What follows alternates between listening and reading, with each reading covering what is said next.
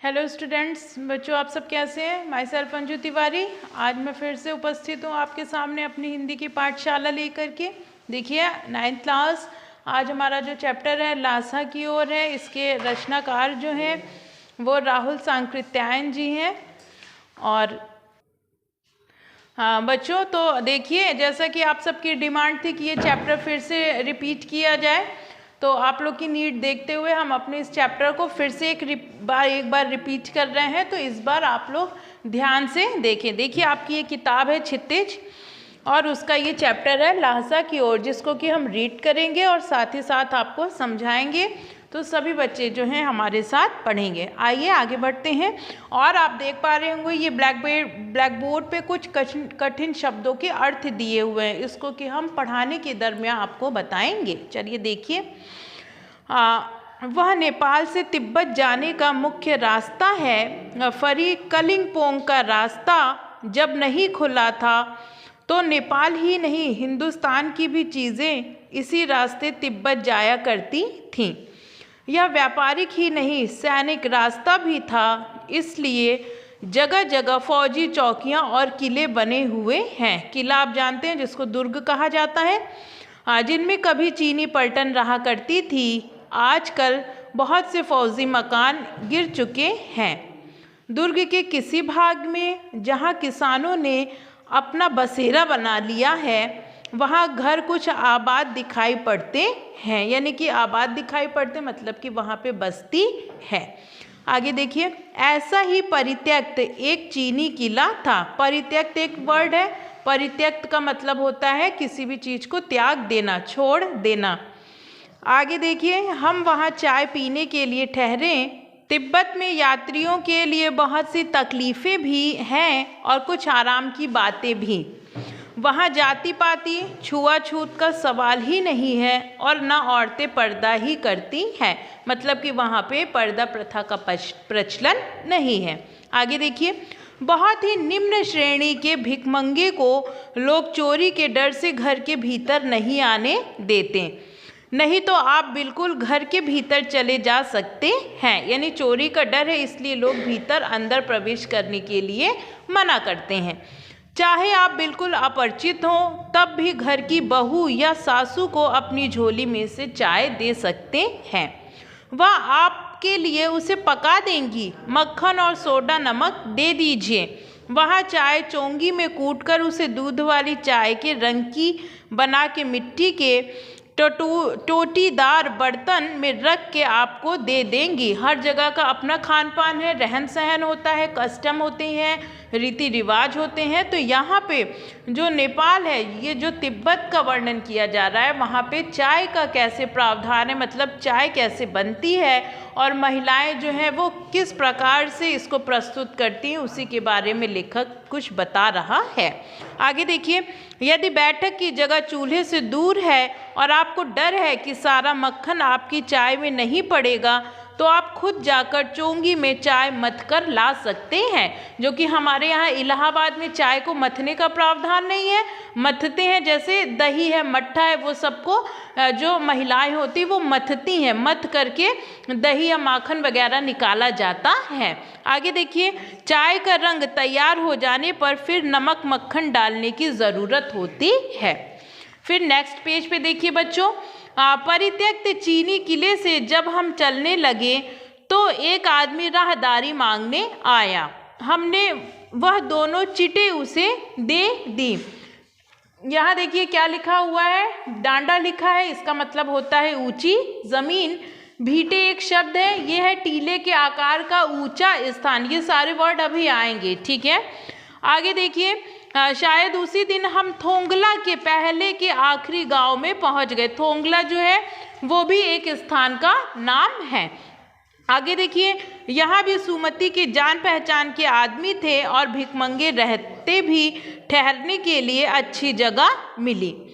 5 साल बाद हम इसी रास्ते लौटे थे और भिखमंगे नहीं, एक भद्र यात्री के वेश में घोड़ों पर सवार होकर आए थे। किंतु उसी वक्त किसी ने हमें रहने के लिए जगह नहीं दी और हम गांव के एक सबसे गरीब झोपड़े में ठहरे थे। बहुत कुछ लोगों को उस वक्त की मनोवृत्ति पर ही निर्भर है, खासकर शाम के वक्त छंग पीकर बहुत कम होश हवास को दुरुस्त रखते हैं। यानी बहुत कम ऐसे लोग होते हैं जो मदिरा का सेवन करके अपने होश हवास में रहते हैं। आगे देखिए, अब हमें सबसे विकट डांडा थोंगला पार करना था और डांडे तिब्बत में सबसे खतरे की जगह है। 16-17 हजार फीट की ऊंचाई होने के कारण दोनों तरफ मीलों तक कोई गांव गिराव नहीं होते, यानी ऊंचाई अधिक थी इसलिए अगर आसपास में कोई भी बस्ती या कोई भी गांव ज़्यादा नहीं थे। नदियों के मोड़ और पहाड़ों के कोनों के कारण बहुत दूर तक आदमी को देखा नहीं जा सकता। डाकुओं के लिए यही सबसे अच्छी जगह है। यानी कि क्यों अच्छी जगह है? क्योंकि उनको वहाँ पे छिपने में आसानी होती है। आगे देखिए, तिब्बत में गांव में आकर खून हो जाए तब तो खूनी को सज़ा भी मिल सकती है, लेकिन इन निर्जन स्थानों में, निर्जन मतलब सुनसान एरिया जो होता है, निर्जन स्थानों में मरे हुए आदमियों के लिए कोई परवाह नहीं करता। सरकार खुफिया विभाग और पुलिस पर उतना खर्च नहीं करती और वहाँ गवाह भी तो नहीं मिल सकता। डकैत पहले आदमी को मार डालते हैं, उसके बाद देखते हैं कि कुछ पैसा है कि नहीं। हथियार का कानून न रहने के कारण यहाँ लाठी की तरह लोग पिस्तौल बंदूक लिए फिरते हैं। यानी कि जैसे गांव वगैरह में आपने देखा होगा कि लोग अपनी आत्मरक्षा या सुरक्षा के लिए हाथ में डंडे या लाठियां लेकर चलते हैं, लेकिन वहाँ पे लाठी का प्रावधान नहीं है, बल्कि लोग लाठी या डंडे के जगह क्या लिए रहते हैं? हाथ में पिस्तौल लिए रहते हैं या बंदूक लिए रहते हैं अपनी सुरक्षा के लिए। डाकू यदि जान से ना मारे तो खुद उसे अपने प्राणों का खतरा है। बिल्कुल सही बात है, अपनी जान बचाने के लिए व्यक्ति जो है वो दूसरे पे हमला करता है। तो यही कुछ हद तक कवि या लेखक कह रहा है कि गांव में हमें मालूम हुआ कि पिछले ही साल थोंगला के पास खून हो गया।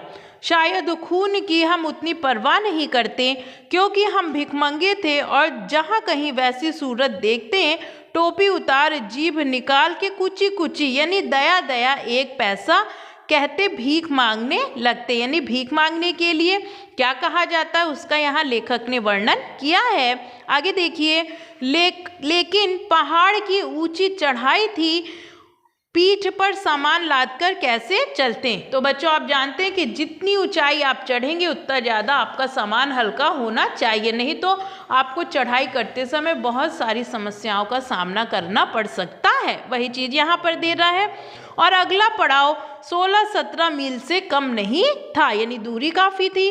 और मैंने सुमति से कहा कि यहाँ से लंगकोर तक के लिए 2 घोड़े कर लो, सामान भी रख लेंगे और चढ़े चलेंगे, मतलब आगे बढ़ जाएंगे। आगे देखिए, दूसरे दिन हम घोड़ों पर सवार होकर ऊपर की ओर चले। डांडे से पहले एक जगह चाय पी और दोपहर के वक्त डांडे के ऊपर जा पहुँचे। हम समुद्र तल से 17-18 हजार फीट ऊंचे खड़े थे और हमारी दक्षिण पूरब से पश्चिम की ओर हिमालय के हजारों श्वेत शिखर चले गए थे। भीटे की ओर दिखने वाले पहाड़ बिल्कुल नंगे थे, है ना। पहाड़ पर्वत जो एकदम ऊंचे विशालकाय होते हैं। और भीटा मतलब देखिए लिखा है टीले के आकार का ऊंचा स्थान जो है। तो ना वहाँ बर्फ़ की सफ़ेदी थी और ना किसी तरह की हरियाली थी। उत्तर की तरफ बहुत कम बर्फ़ वाली चोटियाँ दिखाई पड़ती थीं। सर्वोच्च स्थान पर डांडे के देवता का स्थान था, जो पत्थरों के ढेर, जानवरों की सींगों और रंग बिरंगे कपड़ों की झाड़ियों से सजाया गया था। अब हमें बराबर उतराई पर चलना था। चढ़ाई तो कुछ दूरी मुश्किल थी, लेकिन उतराई बिल्कुल नहीं। शायद 2-1 और सवार साथी हमारे साथ चल रहे थे। मेरा घोड़ा कुछ धीमे चलने लगा।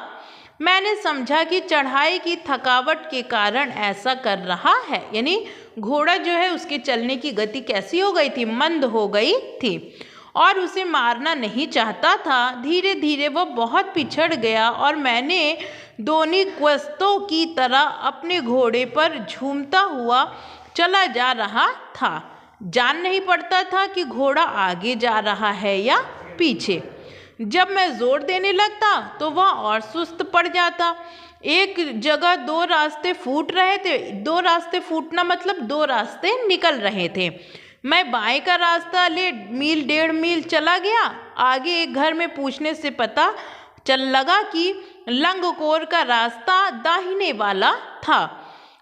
तो सुमति इंतजार करते हुए मिले और मंगोलों का मुंह वैसे ही लाल होता है। अब तो वह पूरे गुस्से में था, है ना, यानी कि गुस्से से चेहरा क्या हो गया था सुमति का, लाल हो गया था। और उन्होंने कहा कि मैंने 2 टोकरी कंडे फूंक डाले, 3 बार चाय को गर्म किया। मैंने बहुत नरमी से जवाब दिया कि लेकिन मेरा कसूर नहीं है मित्र, देख नहीं रहे हो कैसा घोड़ा मुझे मिला है। मैं तो रात तक पहुंचने की उम्मीद रखता था। खैर, सुमति को जितनी जल्दी गुस्सा आता था उतनी ही जल्दी वह ठंडा भी हो जाता था। तो बच्चों, आप सब जानते हैं कि जो गुस्सा है यह स्वभाव 2 प्रकार का होता है। कुछ ऐसे व्यक्ति होते हैं जिनको गुस्सा जो है जल्दी आ जाता है और जल्दी से उतर जाता है। जैसे कि एल्युमिनियम का बर्तन होता है, उसको आप गर्म करिए तो जल्दी गर्म हो जाएगा और जल्दी क्या हो जाएगा, ठंडा हो जाएगा। और उसी प्रकार कुछ लोग ऐसे होते हैं जिनको देर से गुस्सा आता है और बहुत ही देर से क्या होता है, उतरता है। जैसे कि लोहा है, लोहे को आप गर्म करेंगे तो वो बहुत देर में गर्म होगा, लेकिन ठंडा भी वो बहुत देर से होता है। तो इस तरह से आप समझ सकते हैं। आगे देखिए, लंगकोर में वह एक अच्छी जगह पर ठहरे थे। यहाँ भी उनके अच्छे यजमान थे। पहले चाय सत्तू खाया गया और रात को गर्मा गर्म थुक्का मिला। ये वहाँ का एक खाद्य पदार्थ है, ठीक है। आगे देखिए, सत्तू आप जानते हैं, जो चने या जौ का जो आटा होता है उसको सत्तू कहा जाता है। आगे देखिए बच्चों, हम तिंगरी के विशाल मैदान में थे जो पहाड़ों से घिरा टापू सा मालूम होता था, जिसमें दूर एक छोटी सी पहाड़ी मैदान के भीतर दिखाई पड़ती है। उसी पहाड़ी का नाम है तिंगरी समाधि गिरी। आसपास के गांव में भी सुमति के कितने ही यजमान थे।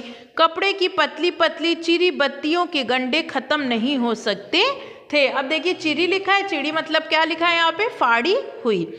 क्योंकि बोध गया से लाए कपड़े के खत्म हो जाने पर किसी कपड़े से बोध गया का गंडा बना लेते थे। तो बच्चों, आज के लिए हम यहीं पर रखते हैं, यानी हमारा ये वीडियो यहीं तक है। इसके आगे का जो टॉपिक है उसको हम अपने नेक्स्ट वीडियो लेक्चर में आपके सामने लेकर एक बार फिर से प्रस्तुत होंगे। ठीक है बच्चों, तब तक के लिए thank you, have a nice day.